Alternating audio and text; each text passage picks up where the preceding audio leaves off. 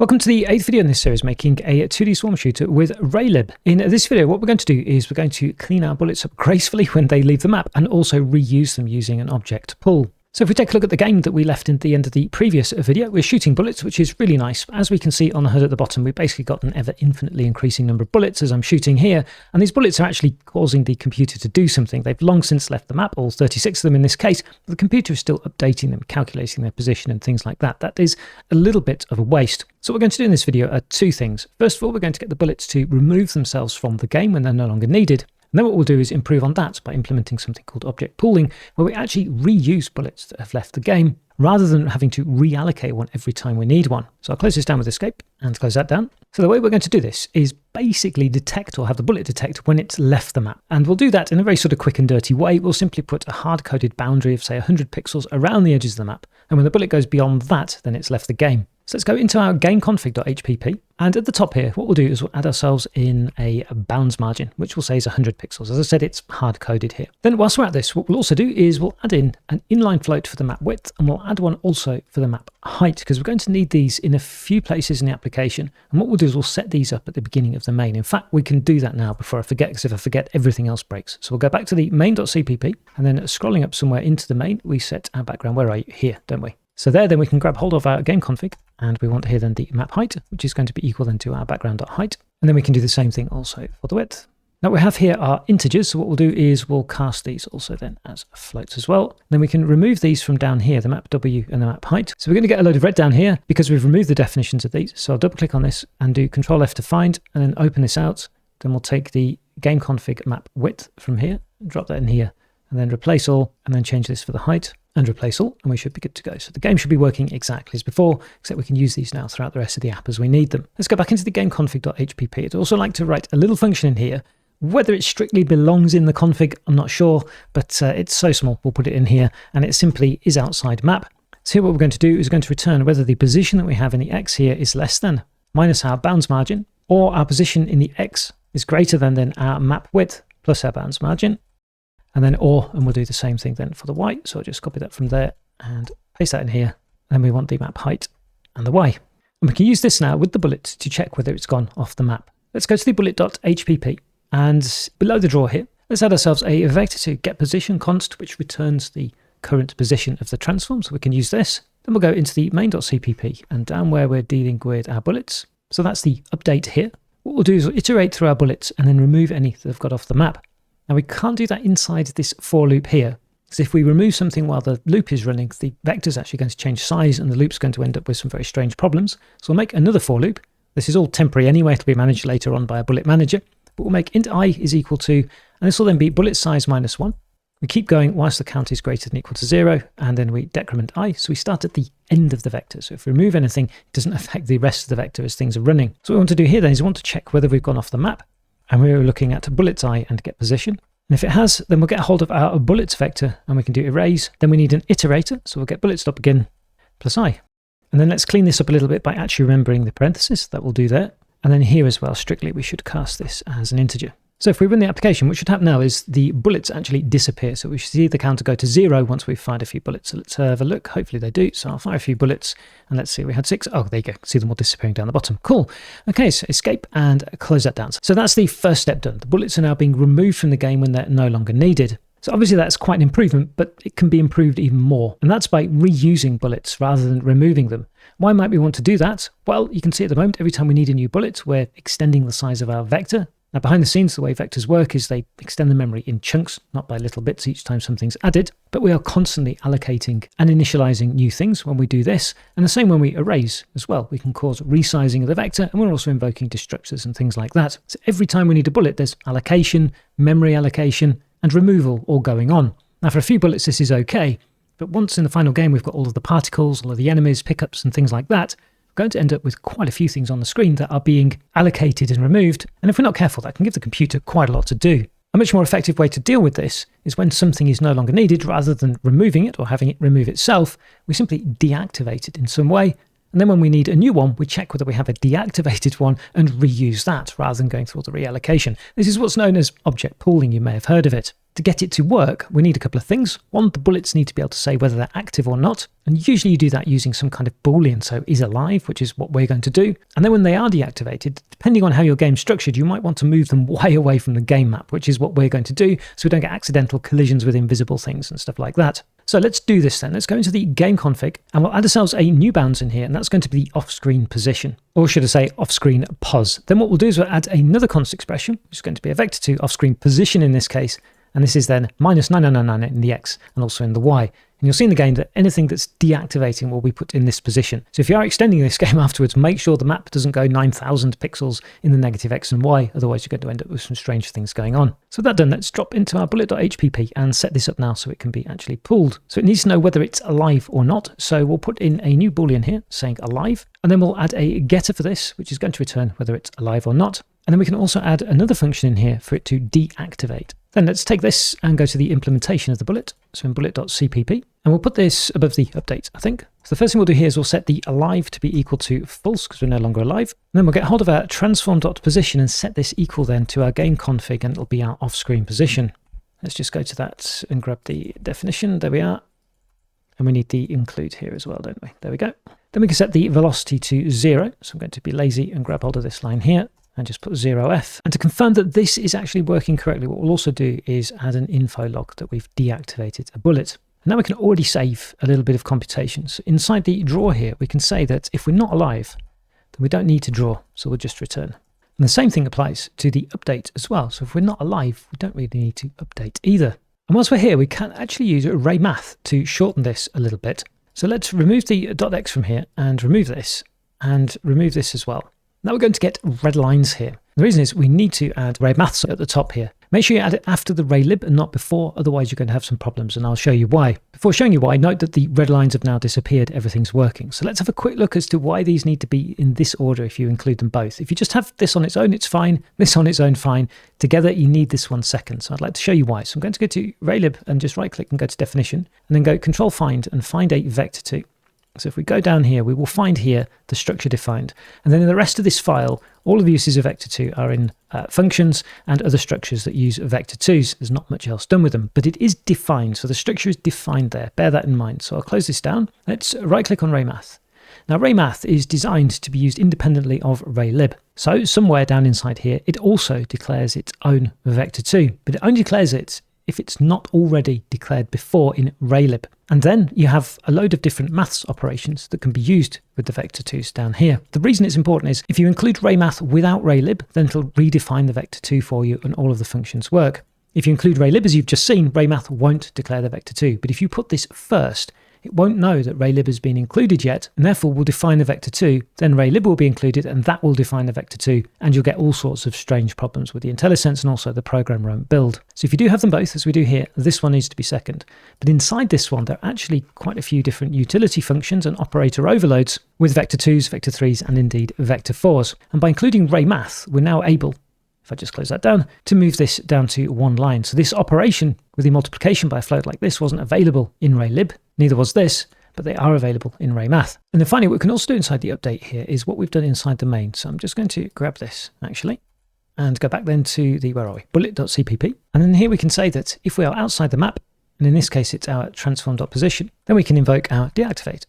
So let's go back into the main.cpp then. And what will have happened now is nothing will have actually changed, but we should see in the trace log those deactivates. So we can run the application. So go and fire some bullets at the wall here and see what happens. And I can see in the log there the info bullet deactivated, and we've got 0 bullets because we're still removing them inside the main. Cool, so I press escape to close that down and close down the terminal. So we're able to deactivate our bullets. Now let's look at reactivating and reusing our bullets. So let's go and remove this erasing loop from here because we don't want to do any erasing. We simply want to reuse. So I'll do Control S to save. Let's go to the bullet.hpp and let's add ourselves an activate function. So I'm going to copy and paste this one from here, and we're going to have the position, the angle, and the speed. And this needs to be called activate. Then we'll take this definition and we can go into the bullet.cpp and we'll add this above the deactivate, I think.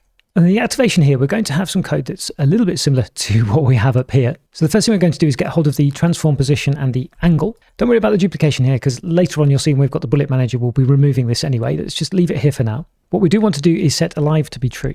And let's also trace log that we've activated a bullet as well. So I'll put this down here and call this activated.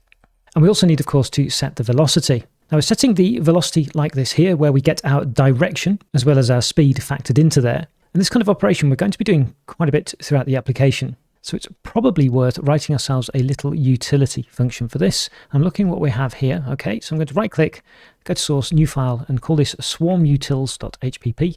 And any little helpers that we need, we're going to put inside here. So for this one here, we're going to need, if we go back to bullet.hpp, we're going to need the pragma ones. I'll take that. And bullet.cpp, we're going to need the cmath and also Raylib. So I'll copy that, drop that in here and remove the raymath. And we'll write an inline vector 2 and call this direction. Then we'll take in an angle, and that's in degrees, so we'll call it angle deg. And then I'm going to jump back to the bullet.cpp because we have the code here. Copy this and paste this into here. And here then we're going to return, and we don't need the speed.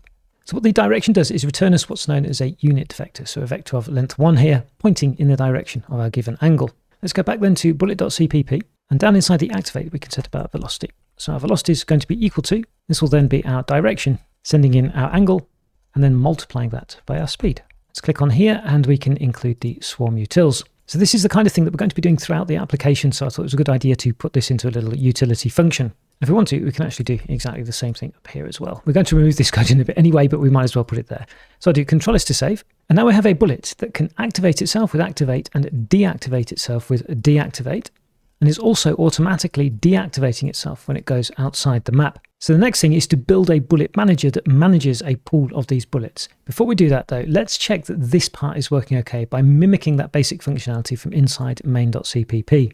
So at the top of main.cpp, we're going to write a throwaway function inside here. And it's a bit of a long definition, but you have the code. It's going to be spawn bullet, taking in our bullet pool, taking the position we want to spawn, the angle and the speed. And what we want to do now is find one that we can reuse, so one that's alive. So we'll iterate through all of the bullets inside our pool. And if a given bullet is not alive, then what we can do is we can activate it. So we get hold of our bullet.activate. We send in then the position, the angle, and the speed. And seeing as we found one, we can return from the function now. We don't need to create a new one. We can reuse the one that was already created. Otherwise, we do need to create one. So we can do pool dot and place back. And here we can send in the position, the angle, and the speed. Now let's go down to where we actually create these, where we shoot, which is here. So we need none of this anymore inside here anymore. What we can do is just delete that from here. And instead we'll invoke our spawn bullet, sending in our bullets, the player.getFiringPosition, our game input state aim angle, and I think we had 600.0f. Okay, so I appreciate we've done quite a lot there. Before we run it, just to take you through the logic so it's clear. So what we're doing now is we're starting off with simply an empty vector here. And then we're saying we've shot. So we invoke the spawn bullet at the position with our aim angle and also the speed. And we're sending in a reference to our vector. So we go up to spawn bullet. The first thing it does is iterate through the existing ones, but it doesn't actually have any. So what it does then is create a new one with this position, angle, and speed, which will invoke our constructor here. Then we get that new bullet created, which gets created in the constructor up here. It has its velocity, it has its position, blah, blah, blah. And then off it goes flying on the screen. At some point, it'll go off the screen. When it does that, it'll be detected here. It'll be deactivated. So alive will be false. The position will be a long way off the map, hopefully. There'll be no velocity, so it's not flying around, and we'll log that it's been deactivated. Then what we'll do is we'll shoot again. When we shoot again we invoke spawn bullet for wherever we are. Then we go up to here. Now we have one in the pool. So when it loops, it'll find that first one, and that one is now dead. So in other words, this is going to be true. And if that's true, then it'll get this one and activate it, which means we go into the activate here, wherever it is. That means it's set to alive again. Its position is at the position where we want to shoot. Its angle is where we want to shoot. So we're doing what we did in the constructor before, except there's nothing to construct and allocate this time. It already exists. It gets its velocity as we need, and it sets off then on its merry way. Let's take the tracelog from here and go to the main.cpp. And here, let's tracelog and bullet reused. And then probably actually going back to the bullet here. So we're activating here, but initially it'll be constructed. So let's also put a tracelog in here so we can see this as well. And we'll say bullet and constructed. Okay, so if we now go and run the application, what we should see now, hopefully, is we see a bullet constructed when we shoot, because it's the first one. Then it should be deactivated, and then we should get reuse and no constructed. So let's shoot one bullet. It's constructed, deactivated, you can see down the bottom. Now the big test. If I fire, there we go. Reuse, so activated, reused, deactivated. Activated, reused, deactivated. Now if I fire two, we'll get another constructed. There we are, and both deactivated. If I fire two, then they're both reused. You can see in the log. Cool. All right then, so I'll press escape to close that down and close down the terminal. So we've actually got the full mechanics up and running now. We've got a reusable vector of bullets. Let's move this into something that we can call a bullet manager. So everything's a little bit easier to manage, if you excuse the pun. So I'm going to right click on source, new file, and we'll have bulletmanager.hpp. At the top here, we'll have the pragma one, so we'll include the bullet. Then let's drop in the skeleton of our bullet manager. So our bullet manager is going to want to be able to spawn bullets. So we'll have a spawn, which takes in a position and the angle. And then we're going to have the update and the draw. So you'll see we're going to make an instance of a bullet manager and call update on that rather than looping through each of our bullets. Then we'll have a vector of unique pointers, and we're going to need to include a vector for that. And we're also going to need to include memory as well. And we'll drop into here our bullet speed. And then a couple of utility functions. Later on, we'll be extracting these out of this when we've got more managers. For now, we'll leave these in here. So we'll have one to get the pool total to tell us how many we have in total. Then we'll do another one, which is count alive. Say int n is equal to 0. That's going to be our count. Then we'll iterate through the pool. And if b is alive, we can increment n. And then we'll return n. So if you're not familiar with the unique pointer, it does what the tooltip says there. It manages its own resource. In other words, when it's destroyed, it automatically deletes, in this case, the bullet. Now let's work on the implementation. So we'll go to source and then new file and bulletmanager.cpp. And we can step out then the implementation of the class. So inside the update then, I'm going to take this line here and go back into here. So here we want to invoke the update. And similarly here, we invoke the draw. And then finally, the spawn. So what I'm going to do here is go to the main.cpp, if I can find it anyway, at the top here. Here we are. And just go to our function up here. And let's copy this code from here. Go to our bulletmanager.cpp. I'm going to paste this in here. We're going to make a couple of little modifications to it. So the first one is we want the underscore pool here. And then we're dealing now with the pointer here. So we need the arrow syntax. And this will be our bullet speed. And for the reuse here, I'm going to delete this from here, otherwise it'll pollute the logs a little bit. So we've reactivated one here. Otherwise, now we're using pointers, things are slightly different here. So we're going to make a new auto bullet. That can be equal to standard, make unique, bullet. Then we want to activate the bullet, taking in our position, our angle, and our bullet speed. And finally, last but not least, we can push this back onto the pool. Okay, so that should be the spawning. What's maybe a good idea to do is add a little bit of a log to this as well. So what we'll do below this is we'll add a trace log that we've grown the size to whatever the current size of the pool is. So we should see that then in the debugger. And with a deep breath, that should be more or less everything, except of course, we need to go to the constructor for the bullet, because the constructor's now changed, hasn't it? So we can remove all of this from here because we don't need it anymore. And we can go to the bullet.cpp and we can remove all of this from here because we don't need it. We don't need this. This we will keep. This we don't need though. And we can even remove the trace log. I don't think we need this anymore. In fact, I'm going to remove this and also remove this because we're going to put something on the HUD so we can see what's going on. Everything else should be okay. So I'll do Control-S to save. So one final thing to do then is drop back into the main.cpp. We can get rid of the spawn bullet because we don't need it anymore. Then at the top here, we can include our bullet manager. So I'll change this to manager. And then where we declare our vector of bullets, which is here, we can change the type here to be our bullet manager. And then down where we're shooting, we can say bullets dot and spawn. Delete the first arguments, and the others should all be okay. So the player get firing position, we get the aim angle, and we don't need the speed on the end here, do we either? So I can take that off as well. Okay, we've still got some red lines. That's here though. Here we're iterating through all of them. We no longer need to do that. We simply need to do the bullets.update. And then finally, down the bottom here, similar thing as well. We just simply do bullets.and draw. And then let's drop down to the text here where we're drawing the text. And we'll do a %d and then a / and %d so we can see how many we have from total. Then we have bullets count alive and bullets, and this will be get pool total. I'm going to go onto a new line here, so it's hopefully a little bit more visible for you. The rest I think we can leave exactly the same as it was before. And with that done, a deep breath, what we should now have is a fully working bullet pool from our bullet manager. So let's press F5 to run this. And let's see what happens. I'm going to swing over to the side here and just fire a bullet. So we have 1 from 1, that's good. And now we have 0 from 1. So we can see down the bottom we have 0 active, but we have 1 on the pool. So if we fire again, 1 active, 0. Good. Now I'm going to fire a few shots.